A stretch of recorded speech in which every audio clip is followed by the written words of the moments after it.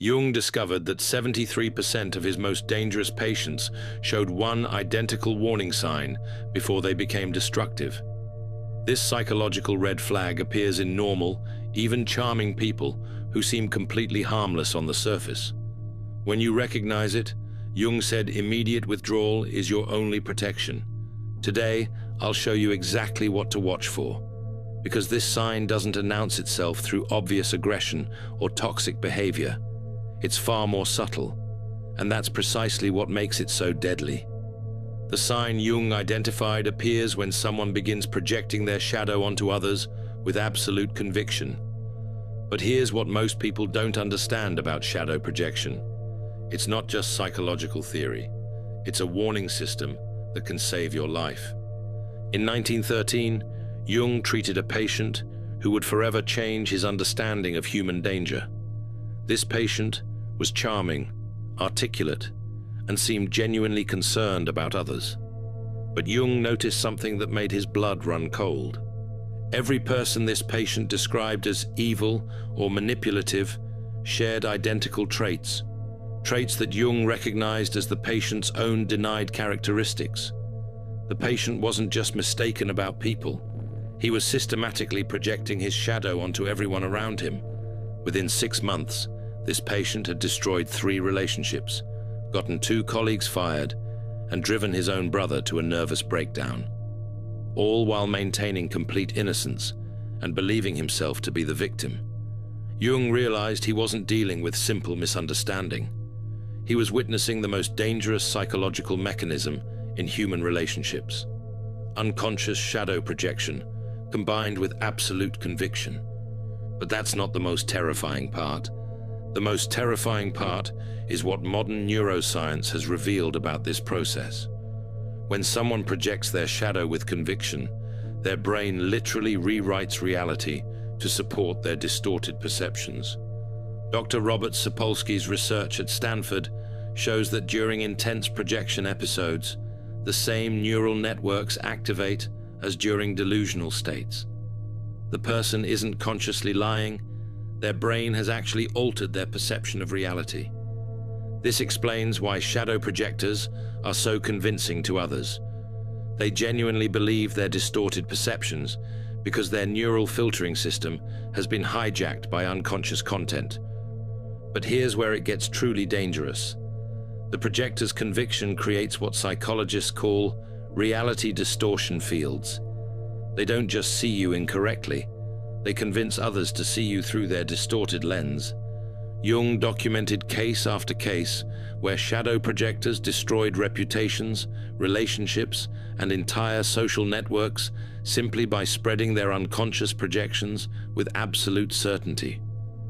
Think about the last time someone accused you of motivations you never had, emotions you never felt, or intentions you never possessed.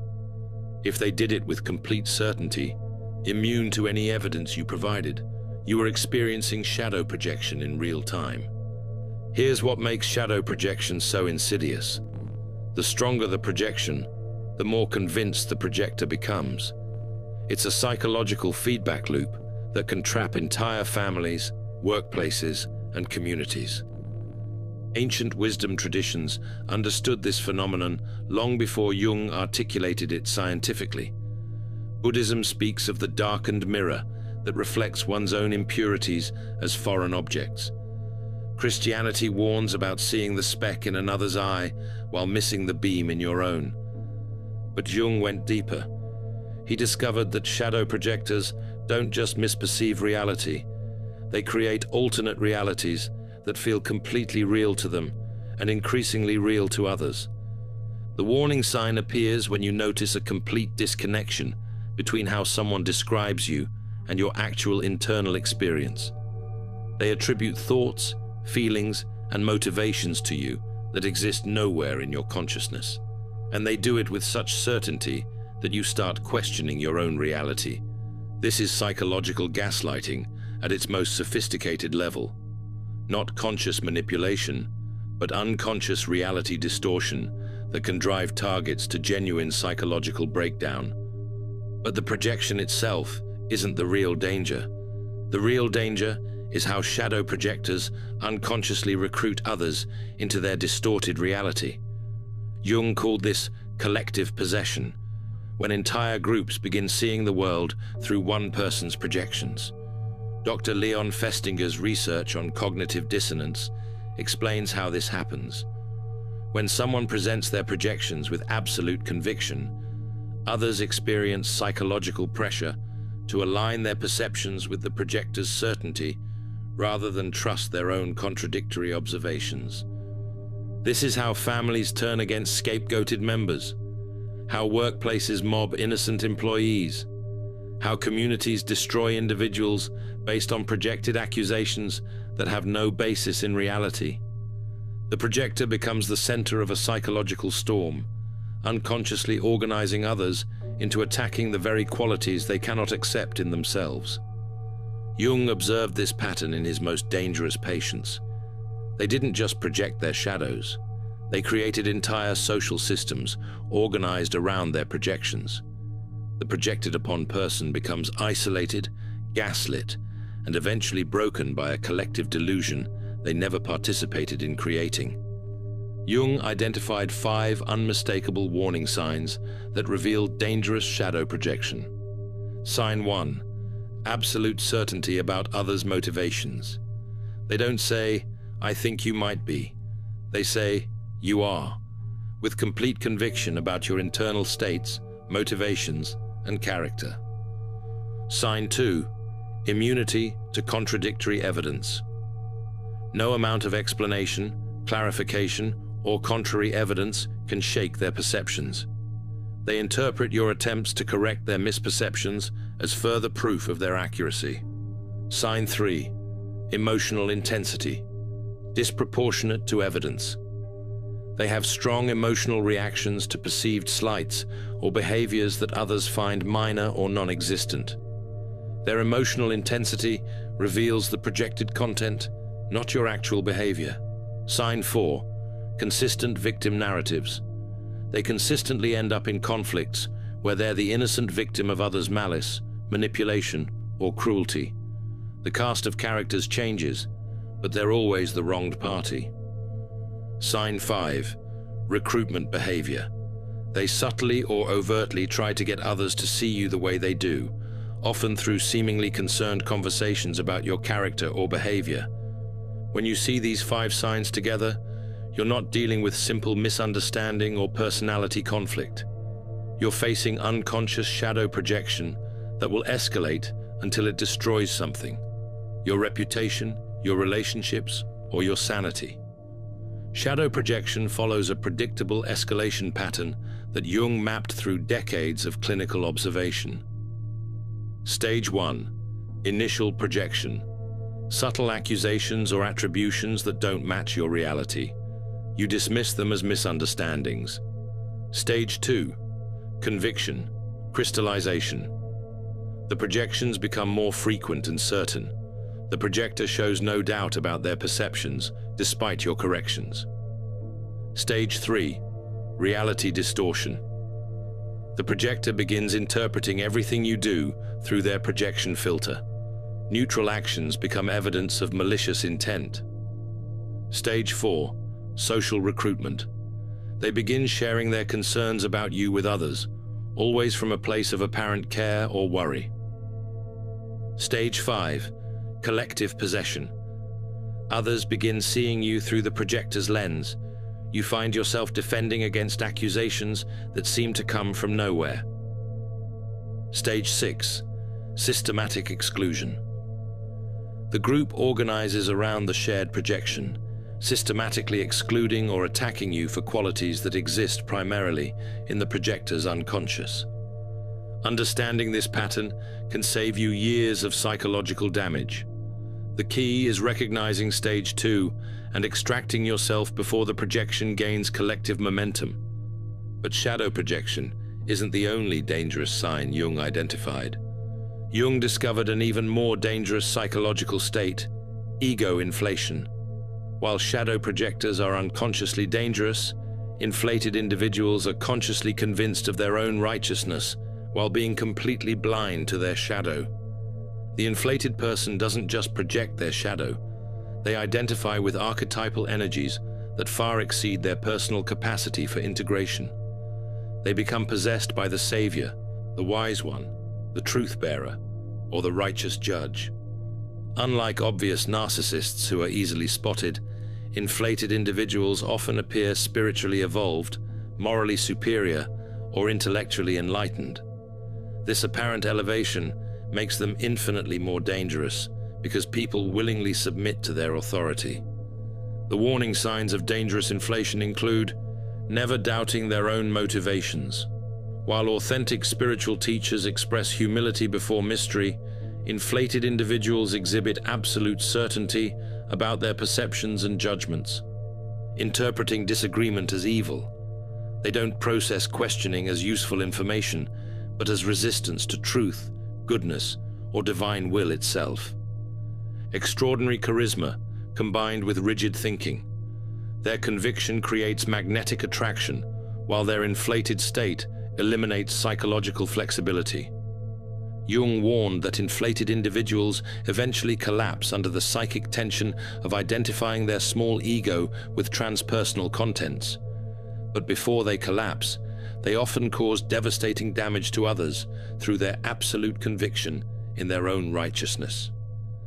The third dangerous sign Jung identified is complete identification with the social persona, the mask we wear in public, becoming the only identity the person recognizes.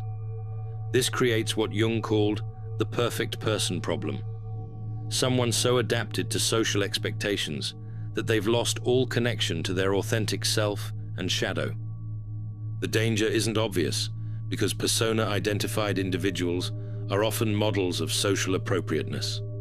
They always know what to say, how to act, what expressions to wear. But this perfection conceals a terrifying emptiness. When someone has invested all their psychic energy in maintaining a flawless external image, their rejected shadow aspects don't disappear. They accumulate in the unconscious, like psychological pressure in a sealed container. The warning signs include uncanny social perfection. They never seem to have bad days, inappropriate reactions, or human inconsistencies. Artificial quality to interactions. Despite technical correctness, something feels hollow or performed in their presence. Extreme reactions to perceived image threats. Any challenge to their perfect persona triggers disproportionate defensive responses.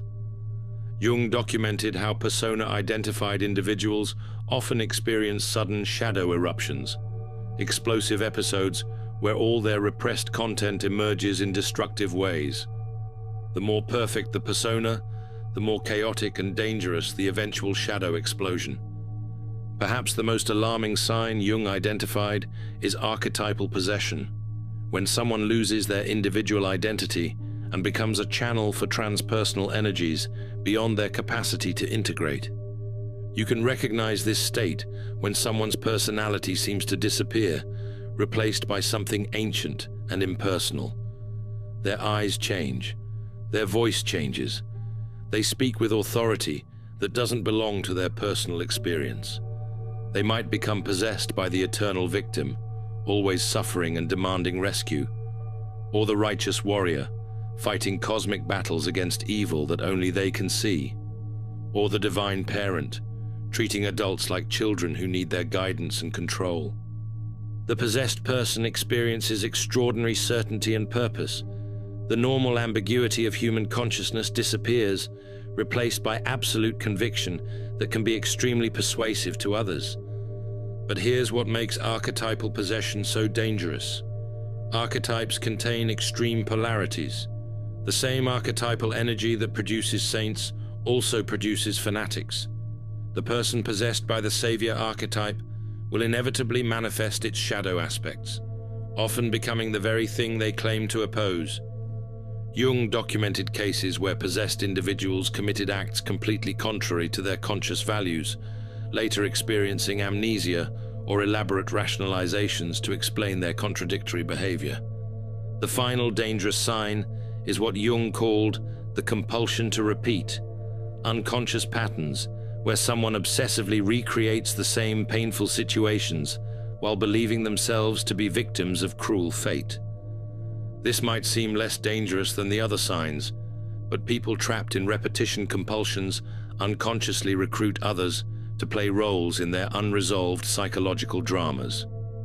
The warning appears when you notice someone consistently ending up in identical painful situations with different people, always following surprisingly similar scripts. They seem genuinely surprised each time the pattern repeats, as if they're victims of destiny rather than unconscious architects of their own recurring experience. The danger is getting recruited into their psychological drama. Without realizing it, you can find yourself playing a role in a story that began long before you met this person, usually the role of betrayer, abandoner, or persecutor. Jung called this negative synchronicity, the unconscious ability to orchestrate encounters that perpetuate unresolved patterns. The person trapped in repetition compulsions unconsciously emits signals that attract precisely those who can help them recreate their original traumatic scenarios. Now that you can recognize these dangerous signs, how do you protect yourself?